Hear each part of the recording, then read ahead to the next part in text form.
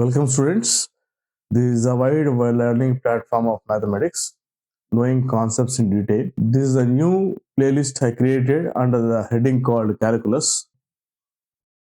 Under Calculus, we are dealing one by one applications of like single integral, or we can use the name single integral or line integral. What are the things we are going to find out in this single integral with the help of this thing? What type of engineering applications we can do it? The very first one, how to compute the arc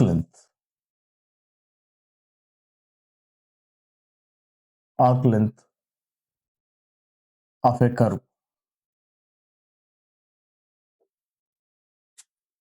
The thing is that it is a smooth curve. It is called a smooth curve in sense no breaks from A to B. We will take a portion of the curve from A to B. We would like to find out the length of the curve starting from this point. We can take it as P, and this point we can take it as Q. So PQ we show like this is your arc length. Arc length that is given by L here. How to compute using single integral. So I would like to describe how to construct the graph part of it. So the same thing I am going to depict there. These are the coordinate axis, x-axis, y-axis, origin. I am showing that the curve, the smooth curve with the two arrows means it extends infinitely in both directions. Y is equal to f of x, the right portion of the curve. In fact, it is called when you write the graph or express the graph in terms of y and x, this is called Cartesian curve. Cartesian curve. And we are going to take a portion of that curve, not complete curve, because it extends infinitely from P to Q. So I have constructed two parallel lines to y-axis. One is x equal to small a. This coordinate is called a comma 0, and this one x equal to b meets the x-axis at b comma 0. And this is the portion of the curve, or the arc we can say L, that length we need to find out. And these coordinates, x value, the corresponding y value here. We can show the corresponding y value here. It is your f of a. Similarly, if you construct a parallel line to x-axis, we get f of p. I have connected P and Q.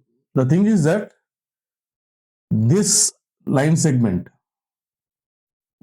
is very small, such that if you take any random points on the curve, if you join them, you are going to get a straight line. The thing is that for you to understand clearly, I have taken a bigger picture here.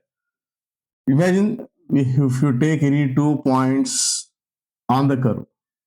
So we are going to get a small triangle, assuming that it is P, it is Q, it is R. This will be on y equal to f of x. We have to take any two close points on the curve, and joining them we get a straight line. More or less, this PQ need not actually is a curve, but when you join very close points on the curve, it becomes almost straight line like that.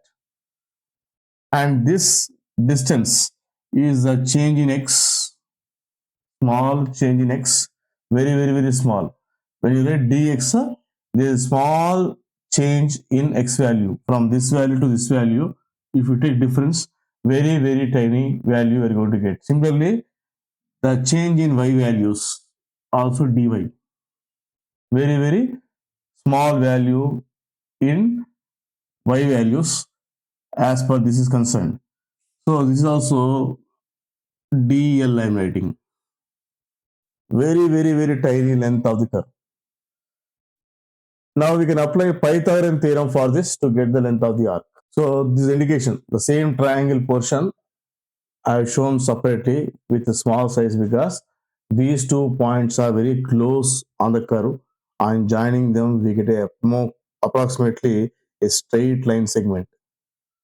So corresponding other two sides will be in change in x, change in y, a small change in length of the arc d capital L. Now applying Pythagorean rule to the triangle, we can write PQ square on the hypotenuse will be equal to PR square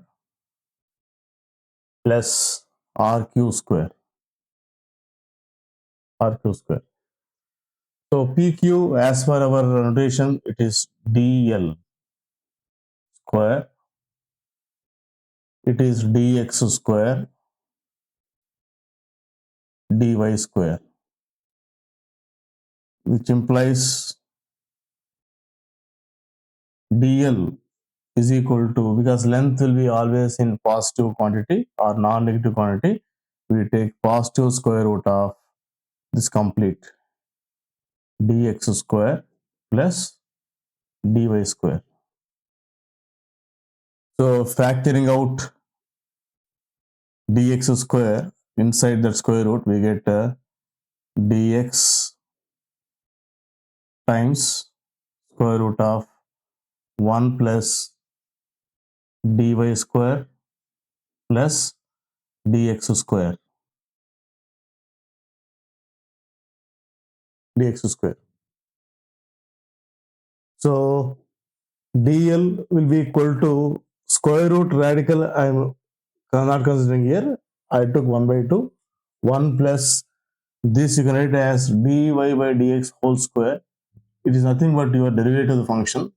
So we can denote it by, we can write dl is equal to 1 plus, easy to, d stands for differential operator.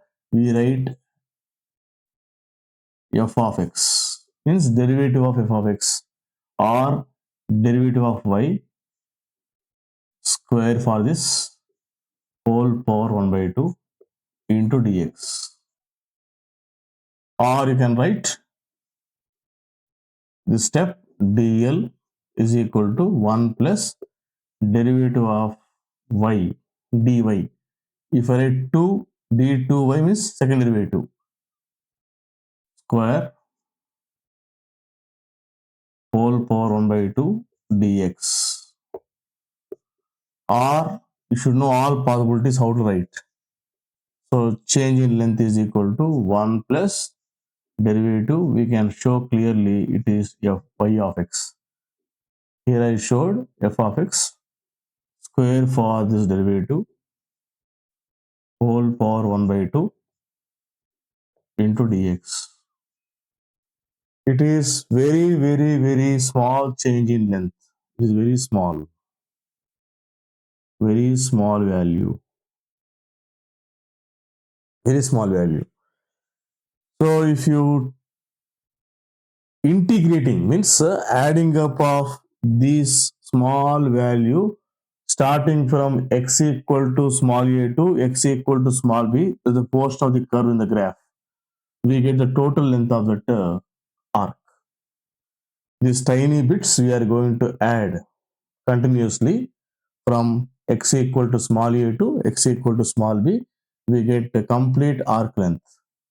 Because we are adding tiny bits, integration concept comes into picture.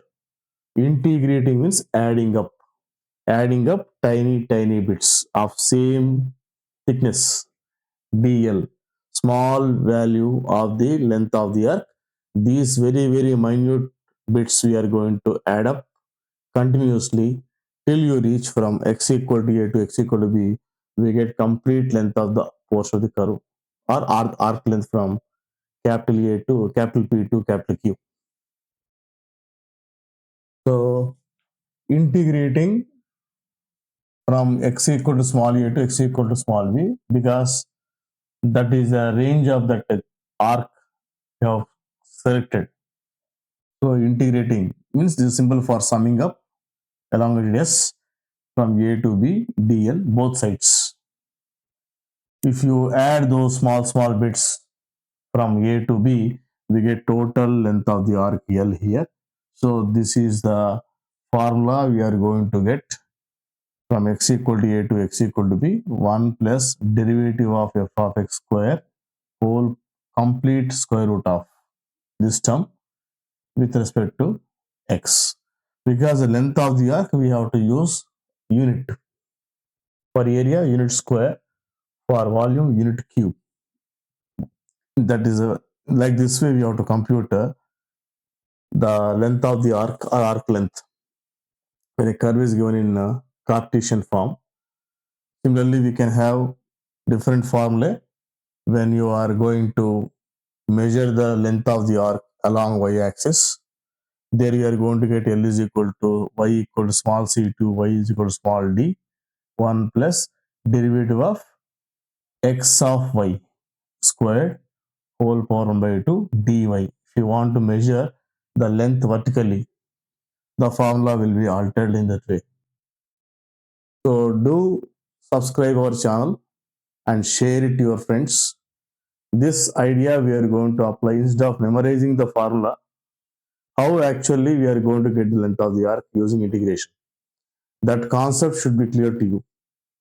The simple idea is that we are going to take any two close points on the curve and connecting them, we are going to get a straight line, so that dropping perpendiculars from the top point and the bottom point, we are going to get a right triangle.